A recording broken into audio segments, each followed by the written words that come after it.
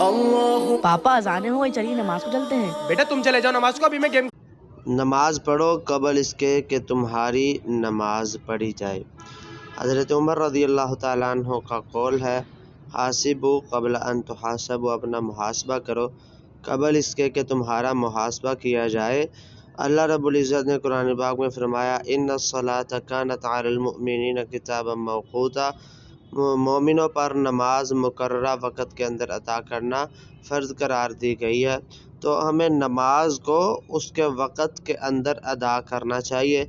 इब्तदाई वक़्त में नमाज अदा करना अफजल है, इब्तदाई वक़्त में नमाज अदा करना अफजल है, तो इसके अफजल वक़्त में ही अदा करना चाहिए।